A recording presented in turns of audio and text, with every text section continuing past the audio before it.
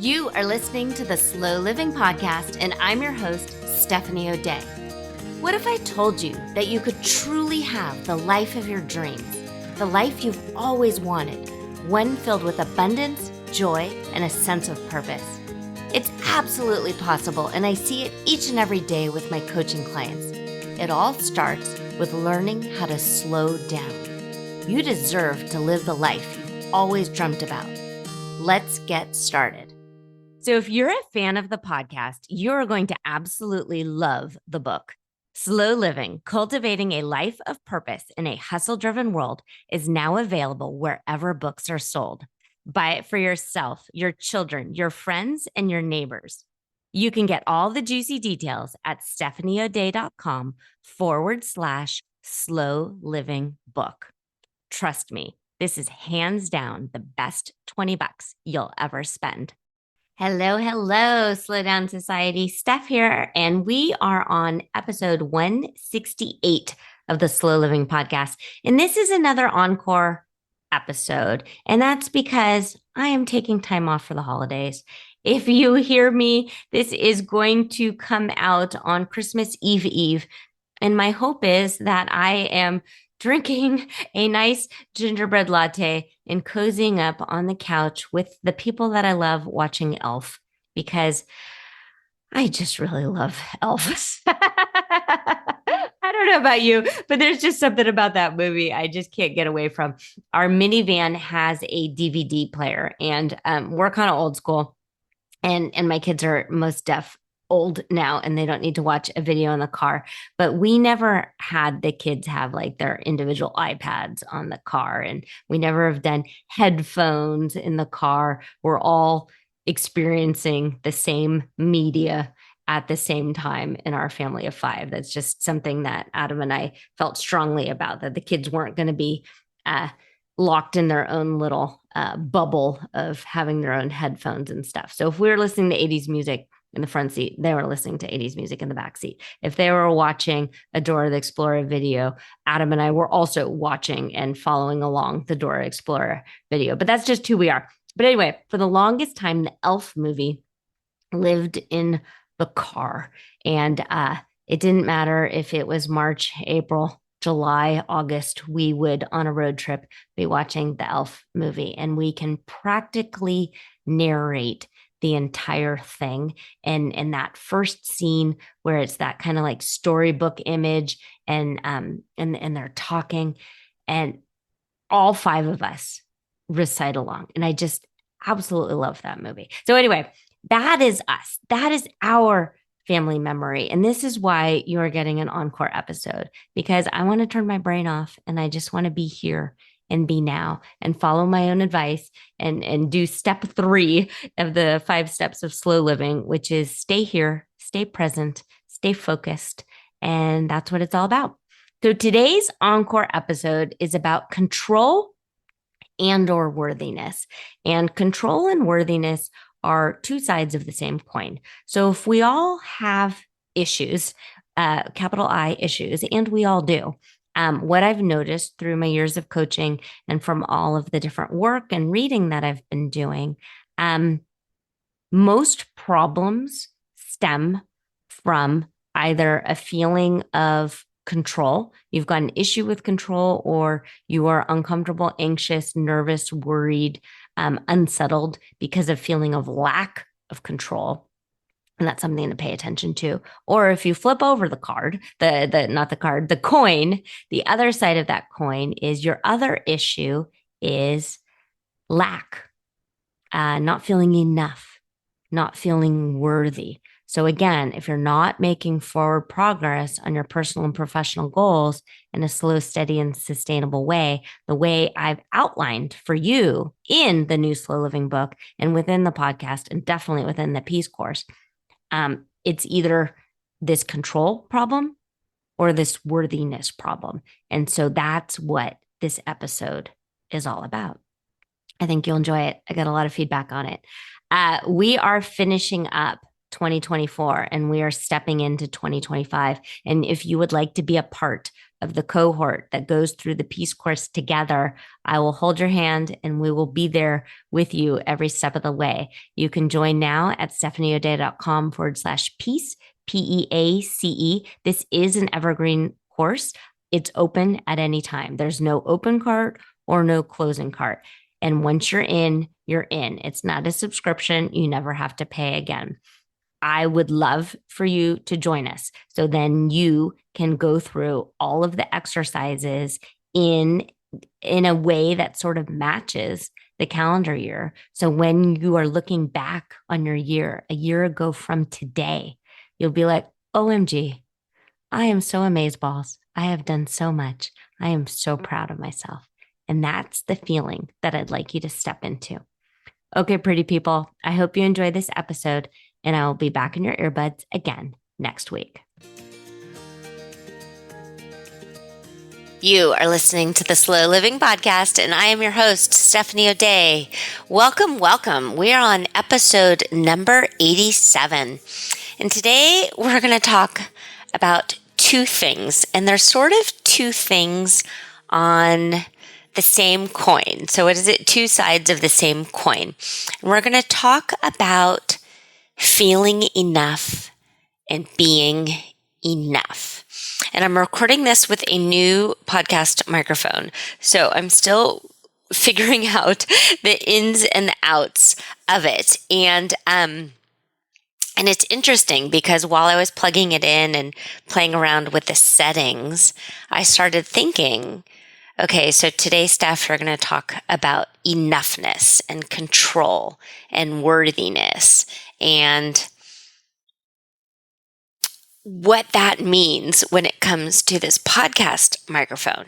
And it's fascinating because I'm recording this and I don't know if this is going to work. And so I'm a little out of control right now, and I don't like that feeling. I have no idea if this is working or not. And then because of that, the sort of script that plays in my head when I'm not feeling enough or I'm not feeling worthy is, even though I tried all of the things and I played around with the settings, since I'm a little out of control right now, I have the thought of it doesn't matter what I do. It's not going to be good enough. And this is kind of this story that I've had, and I've had for as long as I can remember. And it's held me back in some ways. And it's really sort of helped me like lean into and push into why I'm such a fan of coaching and mindset work, and why the women that come to me, we work so well together because I relate to them so well. I'm insanely empathetic and I feel all of their feels, and I know what they're going through because I've been there, done that. And while I feel like I've made a lot of forward progress and momentum and have achieved amazing and wonderful things, and I'm living the life that I feel is my dream life, these thoughts and feelings of inadequacy and less than and not worthy enough continue to bubble up, which is great in some ways because that's the work and that's the non-stop work of just sort of doing what I need to continue to do. So I'm looking through my past podcast episodes. So if what I'm going to talk about today rings true to you in some way, and you haven't gone back and listened to all of the Slow Living podcasts, the ones that sort of kind of come up for me right now for you to maybe listen to is episode 27, which is creating stability. Episode 28, mindset is everything. Another one, I had a feeling of inadequacy, I think. Where was that one? I wonder if I didn't record it and I just talked about it. That very well may have happened. I'm looking into my past episodes of the listing. Maybe I hadn't recorded that and I need to. So episode 37, how to find your purpose. Episode 38, chasing happiness. And then I really think that will be helpful. And then maybe 36, which is becoming resilient. But think of those and go back and listen to them. But today we're going to talk about being enough and feeling enough and how that plays into two sides of the same coin, which is control and worthiness. And it's interesting because out of probably a couple hundred women that I've now worked with, either indirectly through offset emails or people who have gone through the Simple Shortcuts to Peace course or my one-on-one coaching clients, these two things are what come up the most often. And the reason I wanted to pop in and record today is they came up for me this morning.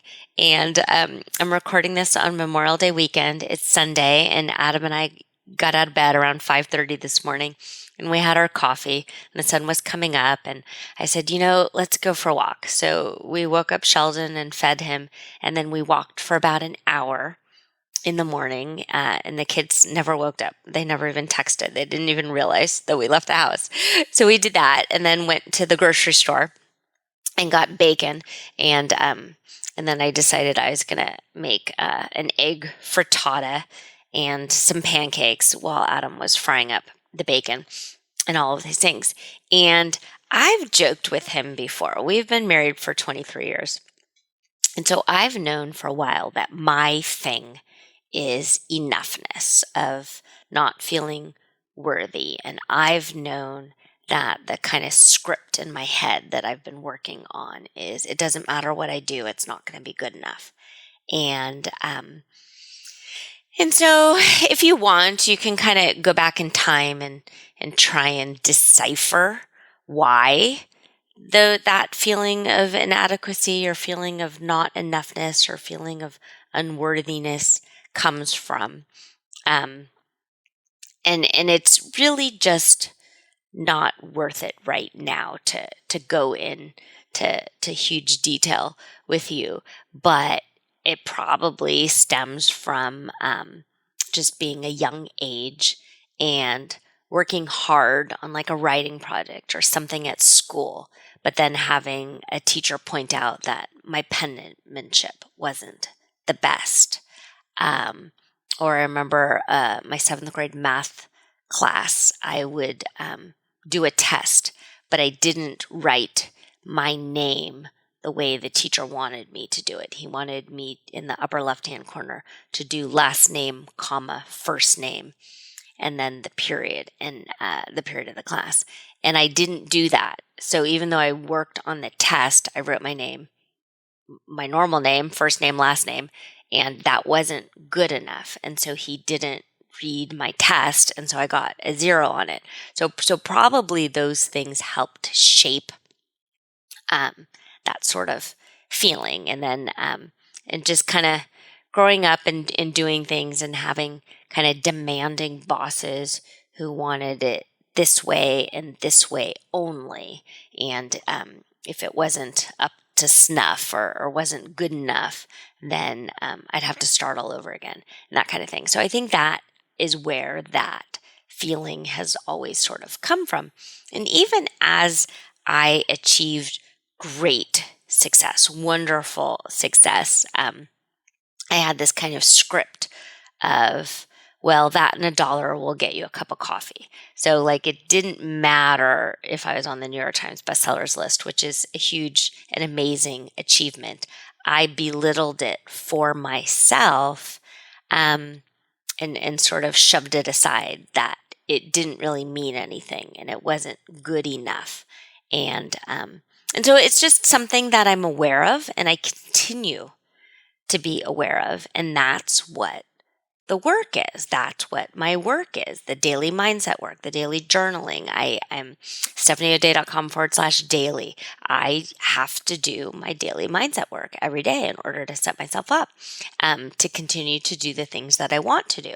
Because if you have that sort of thought of it doesn't matter what I do, it's not going to be good enough, it makes you kind of want to curl up and hide. It makes you want to dig a hole and sort of be in the fetal position and rock back and forth and not take chances and not do things.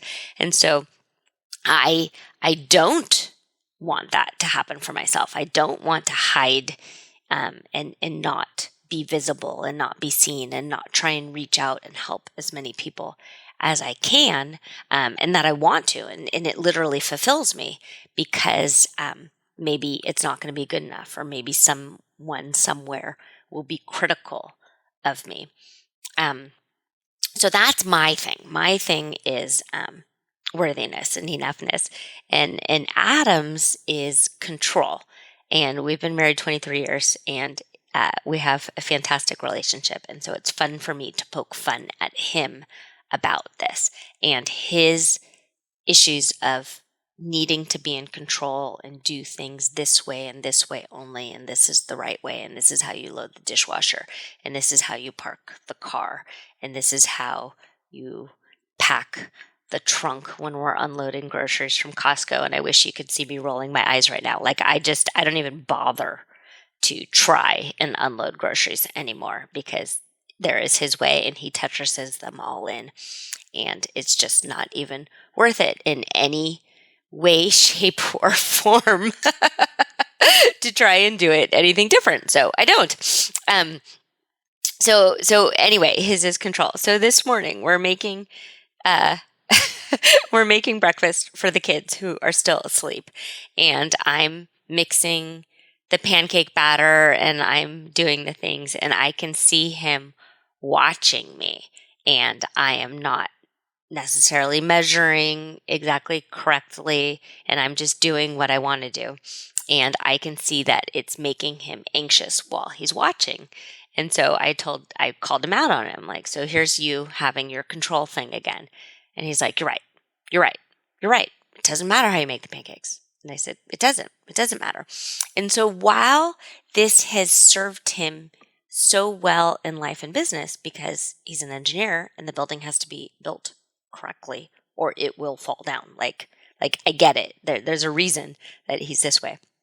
And also, if you are this type of like super controlling person and you can't let go and you have to do everything yourself, you can't grow because you can't have anyone work for you, or you can't delegate properly because you have to always do things yourself. So about half of the clients that I work with have this control thing, and the other half have this worthiness thing that I have. And so it's fascinating that Adam and I both have this in our own house, and I'm just so aware, and I've been watching this for the past 23 years. So it's just been very helpful, which is why when someone comes to me, I can quickly see, okay, you've either got this control thing or you've got this like I'm not enough thing. And sometimes you might have a tiny bit of both. And that is okay too. You can absolutely have a tiny bit of both.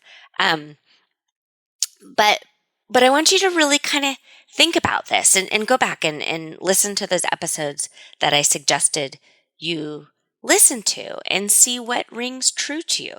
Because if you are, for instance, a people pleaser, that can be a sign of not feeling that you're worthy or not feeling that you are enough, because you're getting your validation and feeling of enoughness by making other people happy instead of making yourself happy.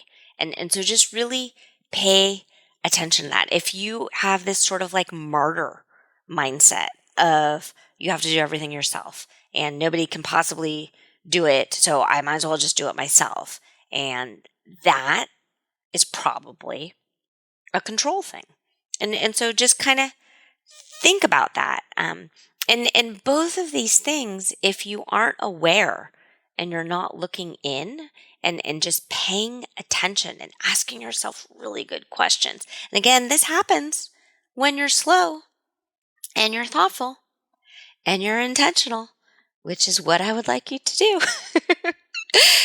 When you go slow and you ask yourself these good questions, why aren't I making forward progress towards my personal and professional goals right now? What is holding me back? It's probably one or both of these things. And once you know that, that's the secret sauce. That's when all of a sudden magic happened. And you're like, oh, there it is again. There it is again.